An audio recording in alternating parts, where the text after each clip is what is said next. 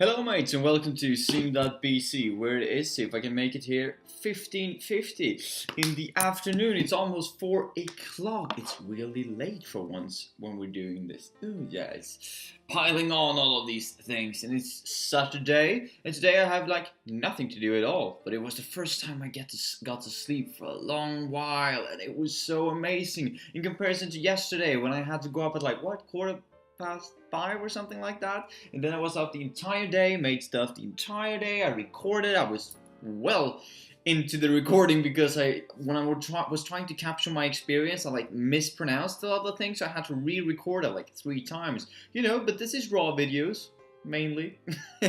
But yeah, that was the exception for that. But it was all fine. It was all good. It was a new kind of experience in a way. And then in the evening, I went to see a rugby game. Ooh, and I saw the French national team, maybe, going up against the New Zealand team, maybe.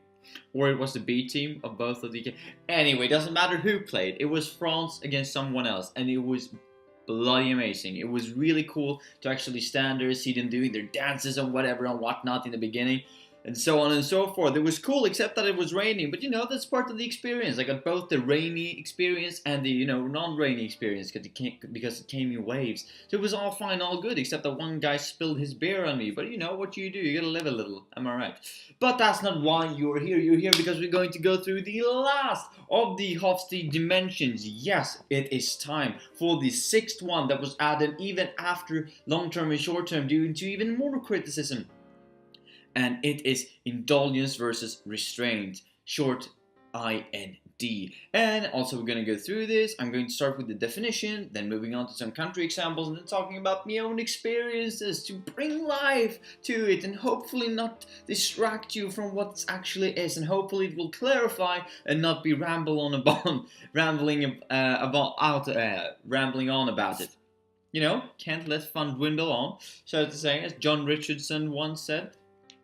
And it's really crucial and important to say as well, and I know I've mentioned this every time, but since it is a theme, just because a country is assigned a specific culture here in the Hosfstede dimension doesn't mean that all of the people and the individuals in that country identified with that specific culture.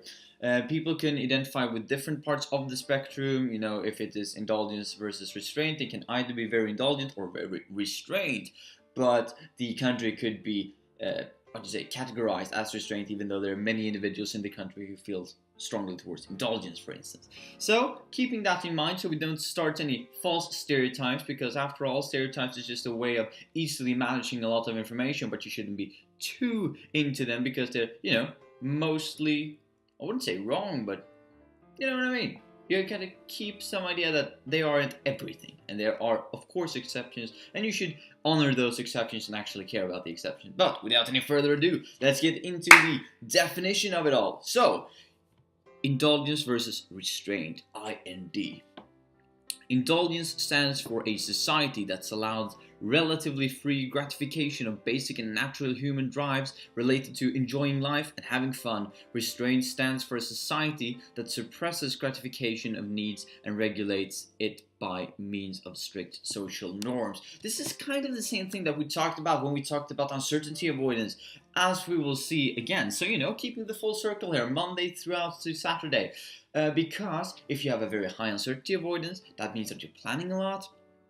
That means that you maybe not indulge yourself. You don't enjoy life in the fullest because you have everything planned already. That's how I like it. As I said, fun shouldn't be dwindling on. You should have fun in periods of time. You should plan for the fun. But then again, there are some people who are more like, oh, let's go with the flow. Let's not plan the entire life. Let's actually enjoy life as we're going through it. That's really good as well.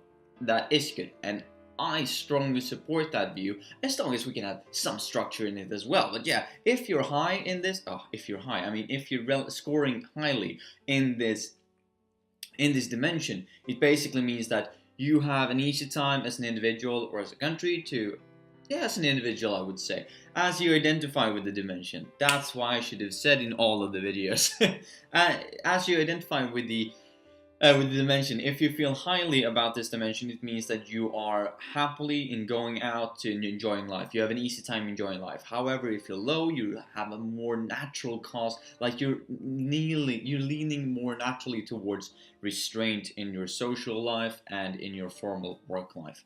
So, going into some country examples then. We're gonna do this again. Shabam! And here you have the Indulgence. The blue line is France, the purple one is Sweden. Yes, we're back at the basics, as we were at Monday as well. As I said, full circle is going all around. It's going to be all good, all great. And now that I've done this one, by the way, I'm having all of the dimensions up if you want to look at them. But going into this then, as you can see, France is like in the middle, but a bit below the middle. Because yet again, this is scoring from 0 to 100. Whilst in Sweden, we're really high. Now, what does this mean? Well, this means that we're, as a Swedish people, you know, as I keep referring it to, but as I constantly saying, it's not true because there are individuals who feel differently about it. But me as a Swede, don't feel like this. We'll get into that in my personal experience, but I don't feel like we're like this. But most people in Sweden probably feel like, well, we're leaning more towards like enjoying life. You know what I mean? Because you should enjoy life. That's a part of life. You should enjoy it. But I'm personally more towards restraint. But in France, for instance, in comparison to Sweden, they're more about restraints in relation to enjoying yourself. And I can see that is turning over to, and let's do it like this directly. Now you can see all of them because they have such a high uncertainty avoidance, which I just mentioned. They have 86 in uncertainty avoidance, while Sweden in Indulgence in uncertainty avoidance has 29, but in Indulgence we're very high. So just because we're low in uncertainty avoidance means that we're high in Indulgence, and vice versa for France. Now if we pick in more countries, this might not be the case, but as we can see right here, this is what we can read from the diagram at hand. And I think that is really, you know, logical in a way, because if you feel high uncertainty avoidance and you really plan your life, then you don't have time enjoying life. And if you do have time enjoying life, it will probably be in a planned manner. And then people can argue, well, if you're planning it, are you actually enjoying it, or are you just relaxing?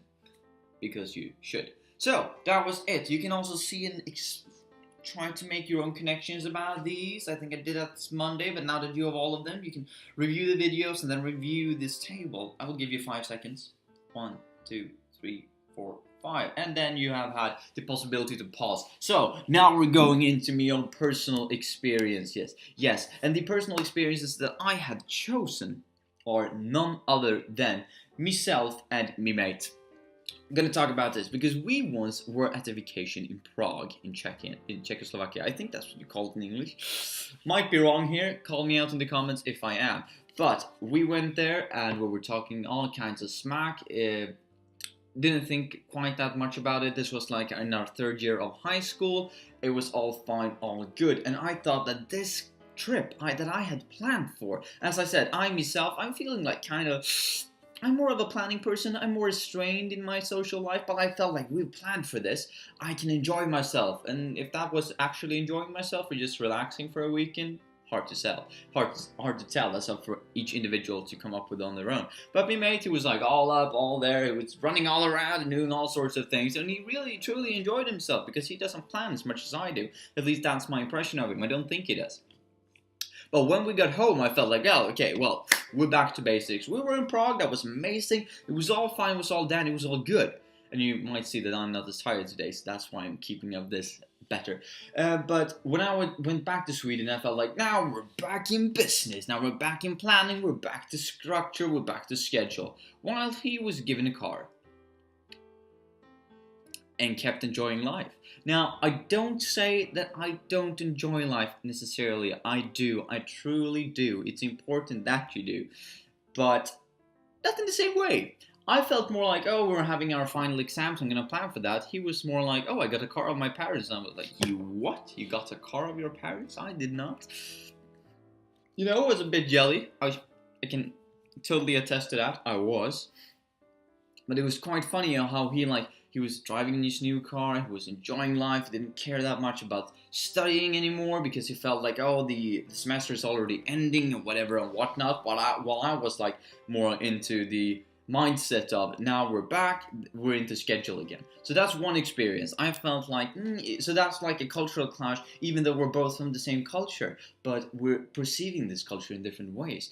His mindset of planning isn't the same as mine. I'm very much stricter when it comes to planning and scheduling in comparison to my mate. So that was quite interesting. Not only that you can experience a cultural clash with other kinds of culture, that like from with people that come from other countries, as I talked about yesterday in your own country, but you can also experience different cultural clashes even though we come from the same culture, like the same nation, which yet again strengthen this argument that a country can be assigned a specific dimension and a specific spectrum of the dimension, whilst the individuals in it can be totally split.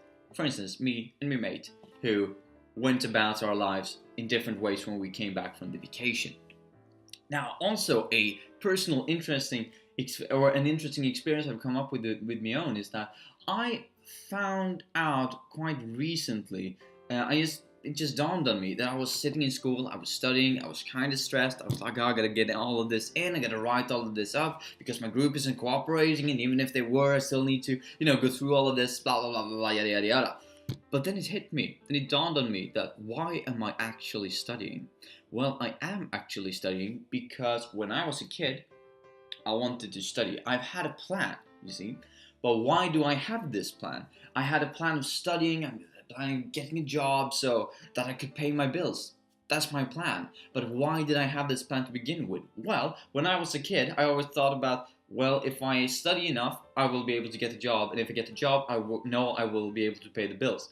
Which means I can spend more time being a kid when I grow up. And this might seem a bit complex to you all, so let me just get this down because I feel like it's quite interesting.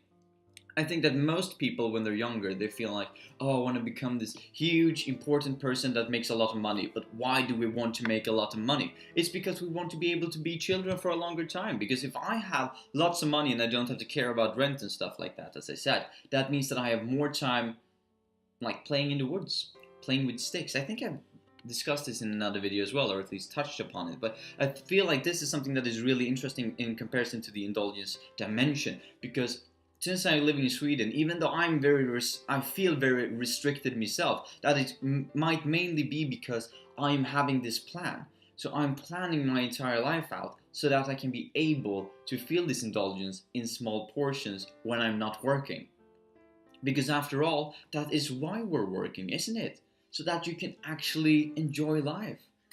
And I know that there are many people I've talked to, I say many, but like my own grandparents and my own parents now that they're starting to get towards, being senior citizens, let's just say it like that, retirement, as it's called.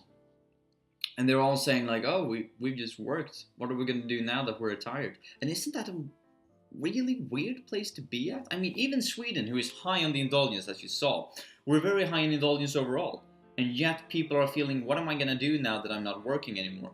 Because they haven't truly enjoyed life enough when they were still working. That means half of their life has gone by without them actually enjoying life in the sense like that they wanted when they were children, when they had all of this leisure time to like actually spend on doing what they wanted. So I'm truly trying now to change my ways and try to plan in spontaneous fun. And that might sound really crazy, but I think it's really important that you actually do what you wanted to do when you were a kid, but you couldn't because you didn't have the resources, you didn't have the time, you didn't have the authority. Now you do. What are you going to do with it? And that's a mindset I kind of missed for a very long time. And it dawned on me, as I said, like 1 or 2 months ago when I arrived here. And I was like, dude, I've spent all this time planning to get a job and a good education. I've forgotten why I'm doing it in the first place. So that's something that I think is really important. Really touches upon the indulgence dimension. So that was my experiences, me mates and me having different lifestyle choices, even though we're from the same culture, and this idea that you should enjoy life even though you're actually planning your life, because you want to be able to play. That's why you're planning, and that's why you don't actually play. So mates, that was everything for today. I'll see you tomorrow with a small review of this project, this week of discussion about the Hosfstede dimension. So, see you mates, bye.